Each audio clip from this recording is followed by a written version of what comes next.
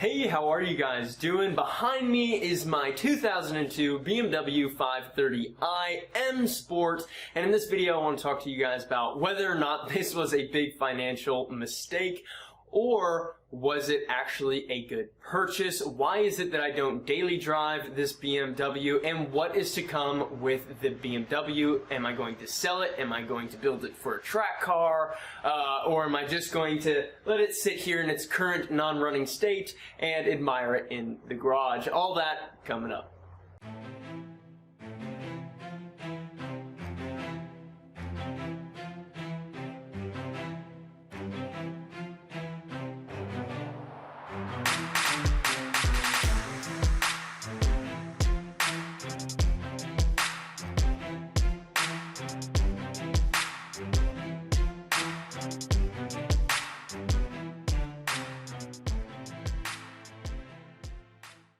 So to give you guys a little bit of background here on this BMW, I bought it back in May of 2020. It had about 190,000 miles, and the whole idea of buying this second vehicle was to find something under $5,000 that was in fact a stick shift, so that I knew confidently how to drive stick shift. That was a life goal of mine, and so I was able to pick up this vehicle under $5,000. A buddy of mine drove all the way up to Charlotte, North Carolina to pick it up and then bring it back here to Atlanta. So with this in mind, that it is an 18-year-old BMW, it is a German vehicle, parts are going to be expensive, and it has 190,000 miles. I had that in my head when I bought the vehicle, so just keep that in mind.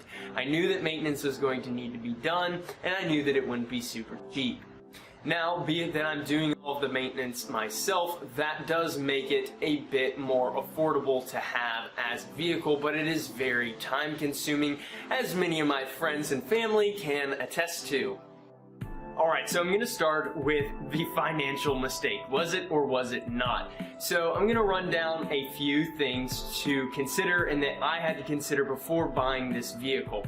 And those are going to be the purchase price, the insurance, the tag and title, how much you have to pay for those, and then emissions if you're in a state like that, how much I've spent on gas, and then consumables, which you could rope into gas, but I keep it separate. So consumables like maintenance parts. So again, for me, I was looking for something under $5,000, and that was including the tag and title, having to get all of that done along with emissions, so all of that being under $5,000. Now, insurance on this vehicle, since it is a lot older, is fairly cheap. This is not my daily driver, so it's listed as a weekend driver, only about 5 miles per week, so very affordable, less than the 4Runner. Now, gas, I do put premium gas, so 93 octane in the vehicle, which is a good 30% more expensive in different areas than 87, which is what most people are going to use in their car. But the trade-off there is that the vehicle does run very well. BMW recommends that you put the higher octane in, so that is what I do. And then with the fuel efficiency that I get in this vehicle in comparison to, say, my second car, the 4Runner, it balances itself out. I'm able to get about 27 to 30 miles per gallon in the BMW in comparison to the 15 to 20 that I can get in my 4Runner. Now, finally, with the consumables and the maintenance parts, most of them have been fairly cheap. I've had to buy gaskets and filters and things of those sorts, but say one of my other big issues on this vehicle has been the seat twist, which a lot of BMW owners deal with, and that was a free fix. Well, honestly, I bought a little bit of heat shrink, so it was only a few bucks, but all of the labor was done by myself, so there was a lot of cost savings there. Right now, the vehicle is, yes, inoperable because I do have to put the oil pan gasket in, but again, I'm doing that myself. I'll have to buy a few tools, which I wasn't necessarily wanting to buy in the first place, so that'll be some of the bigger expenses. But again, with all of this and having owned the vehicle for almost 8 months now, I believe, all of this is still under $5,000, and I believe that that is a fair price to pay for a vehicle in this state.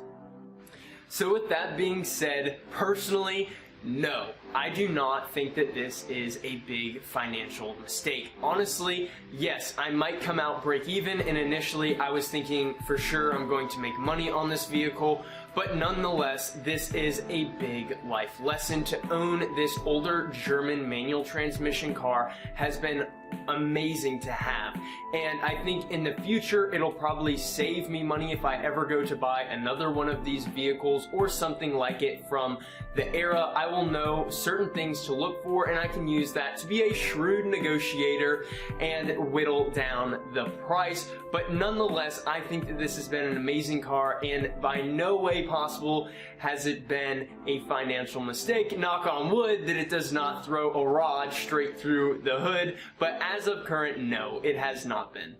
Now on to the next point, and that is, why do I not daily drive this BMW? Well, if you've watched any of my other videos, you may know that I am in fact a college student and I go to Mississippi State University. And if you've ever driven through the great state of Mississippi, you've probably rattled one of your teeth right out of your skull. The infrastructure there, specifically where I go to school, is quite lacking. Other areas of the state are much better, but like most of the United States, the infrastructure is just falling apart. So driving an 18-year-old BMW is a horrendous decision, as the wearable components just begin to disintegrate driving on those roads. So I would much rather drive the BMW on a weekend or here and there basis where I'm able to select the roads and just kind of have fun driving it, and then drive my 4Runner with much cheaper consumable components, and it's also much more robust being that it is an SUV. I'd rather drive that on a day-to-day basis around school rather than this China shop of a BMW. Now to finish up the vehicle, it is what is to come of this BMW. And while initially I was wanting to sell it within a few months of buying the vehicle after I learned properly how to drive stick shift, that all kind of faded away as school came back and I was not able to do everything with the vehicle that I wanted to prior to selling it. Now here we are many months later and I still have the vehicle, and honestly I'm not too disappointed about it. This is a fantastic vehicle and it is amazing to drive, and I've had a lot of fun doing different work on the vehicle and looking how the Germans engineered this beautiful automobile back 18 years ago, and I still think that there are manufacturers out there in the automotive world that still have yet to reach the level of luxury that this vehicle has. So with that, no, I will not be putting it out on a track. It is just too fragile of a vehicle, and I would hate to ruin something that has been preserved over 18 years. Yes, it has almost 200,000 miles, but each owner has been very meticulous in taking care of it and making sure that it looks like it just rolled off the showroom floor. Now for me, no, I'm not going to leave it in my garage just in this fragmented state. That is of my own doing. But I am going to fix the vehicle so it can be back on the road exactly where it should be, because it is a fantastic vehicle to drive.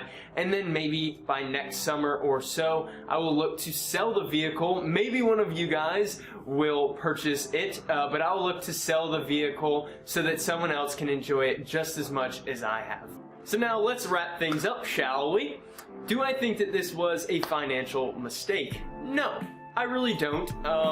You must do your due diligence when you're going to buy an 18-year-old car, whether it is something like a BMW or even a Toyota or some domestic product. You got to do your own due diligence. So before you even start looking, go ahead and contact your insurance company and see what rates would be for different vehicles, see if that fits into your monthly budget.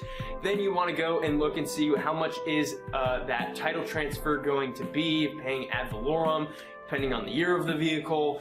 All of those different things are very important so you don't get way out of budget. You might see a vehicle that's under however much you're wanting to spend, but then you realize that insurance is going to be a boatload and this and that and the other.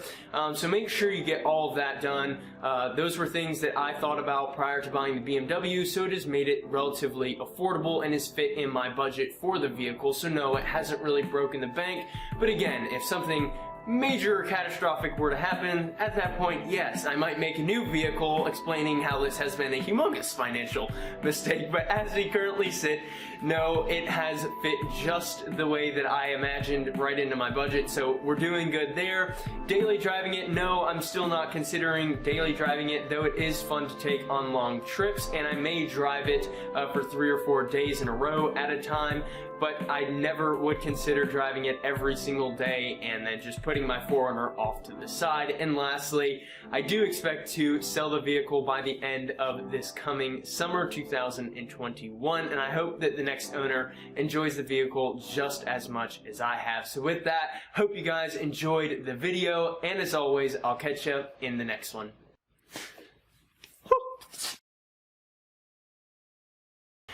And potentially breaking more components if I'm hot dogging it around the road. Lastly, I do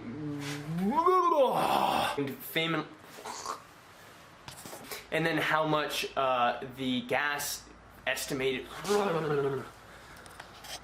And with that, I want to close out the video.